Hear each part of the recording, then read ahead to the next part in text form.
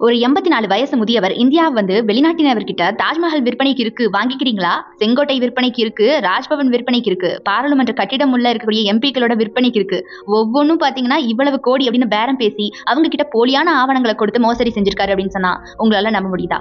சினிமால கூட இப்படி கதை வந்ததுலயே என்னமா சொல்ற அப்படின்னு கேட்டா உண்மைதாங்க. இந்த உலகத்துல இப்படியும் நடந்திருக்கு.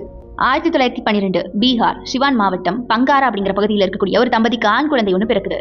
அந்த ஆண் குழந்தைக்கு பாத்தீங்கன்னா மிதிலேஷ் குமார் ஸ்ரீவத்சவா அப்படிங்கிற பெயர் வைக்கிறாங்க. இந்த மிதிலேஷ் பள்ளி காலத்திலேயே தன்னுடைய உடன் படிக்கும் மாணவர்களை ஏமாற்றி அவங்க கிட்ட இருக்கக்கூடிய பொருட்களை தன்வசப்படுத்திக் கொள்வதில் கெட்டிக்காரன் அப்படின்னு சொல்லப்படுது. இப்படிப்பட்ட குணம் கொண்ட அந்த சிறுவனை ஒரு நாள் அந்த பகுதியில் இருக்கக்கூடிய செல்வந்தர் ஒருத்தர் அழைக்கிறாரு.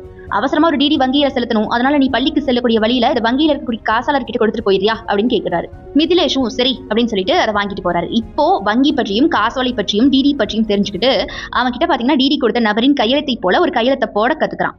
அதுக்கப்புறம் வங்கியில வெறும் காசோலையை எடுத்துட்டு அவருடைய வங்கியில இருந்து அவ்வப்போது காசை எடுத்துக்கிட்டே இருந்திருக்கான். அந்த காலத்துல காசு எவ்வளவு இருக்குது அப்படிங்கிற மாதிரியான வங்கியில பாத்தீங்கன்னா எஸ்எம்எஸ்ல வராது, கையால மட்டுமே எழுதி தரப்படும் அந்த வங்கியில இருந்து. சோ பாத்தீங்கன்னா கணினி மையம் ஆகாத காலகட்டம் அப்படிங்கறனால மிதிலேஷ் பண்ணின இந்த தவறு வெளியே தெரியல. இப்படியாக ஒரு நாள் அவர் வங்கிக்கு போயிட்டு தன்னுடைய வங்கி கணக்குல இருக்கக்கூடிய பணத்தை பார்த்தபோது அவர் கணக்கிட்டதை விட அதிக பணம் குறைஞ்சிருக்கிறது அப்படிங்கறத பார்த்து அதிர்ச்சி அடைகிறார். சோ கண்டுபிடிச்சிட்டாரு. அதுக்கப்புறமா வங்கி அதிகாரிகள் உஷாராகி அடுத்த முறை அவருடைய செக்க நட்வர்லால் அப்படின்னு அழைக்கப்படக்கூடிய மிதிலேஷ் குமார் ஸ்ரீவத்சவா போயிட்டு காசோலையை கொடுக்கும்போது கையும் களவுமா பிடிச்சிடுறாங்க. அது ஒரு சிறுவன் அப்படிங்கறத பார்த்துட்டு எல்லாருக்குமே அதிர்ச்சி தான். இதற்கிடையில நட்வர்லால் படிப்பிலும் ரொம்பவே படுசுட்டியா இருந்திருக்காரு. அவர் நன்றாக படித்து நல்ல மதிப்பெண் எடுத்து சட்ட படிப்பு படிச்சிருக்காராம். ஆமா, நட்வர்லால் ஒரு வழக்குரைஞர் அப்படின்னு சொல்லப்படுது.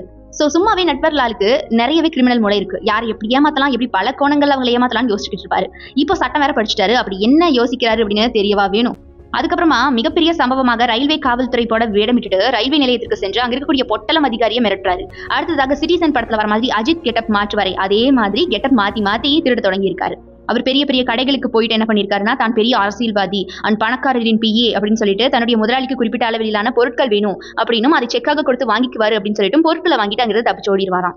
அதுக்கப்புறமா பாத்தீங்கன்னா அவர் ஒரு செக் கொடுக்குறாரு இல்லையா, என்னோட ஓனர் கொடுத்தாங்கன்னு சொல்லிட்டு அந்த செக் பாத்தீங்கன்னா பவுன்ஸ் ஆகிடும். செக் கையெழுத்து அப்படின்னு சொல்லிட்டு எல்லாமே போலியான விஷயமா தான் இருக்குமா. இப்படியாக சில கடைகள்ல கொள்ளையடிச்சிருக்காரு. குறிப்பா நகை கடைகள்ல தன்னுடைய கைவரிசையை அதிகமாவே காட்டியிருக்காரு. சோ இப்படியாக நட்வர்லால் பல திருட்டு வேலைகளை செஞ்சாரு தன்னுடைய வாழ்நாள்ல. ஆனா அவருடைய வாழ்க்கையில அவர் செஞ்ச மிகப்பெரிய திருட்டு வேலை என்ன தெரியுமா? இந்தியாவின் தாஜ்மஹால், பாராளுமன்ற கட்டிடம், செங்கோட்டை, பாராளுமன்ற நாடாளுமன்ற உறுப்பினர்கள் அப்படின்னு சொல்லிட்டு எல்லாரையுமே வெளிநாட்டுல இருக்கிறவங்க கிட்ட விற்பனை செஞ்சிருக்காரு. அதுவும் போலி ஆவணங்களை காட்டி. தலை சுத்துதுல இதையும் நம்பி இருக்காங்க வெளிநாட்டினவர் அப்படின்னு கேட்கும் போதுதான் கொஞ்சம் மனசுக்கு கஷ்டமா இருக்கு.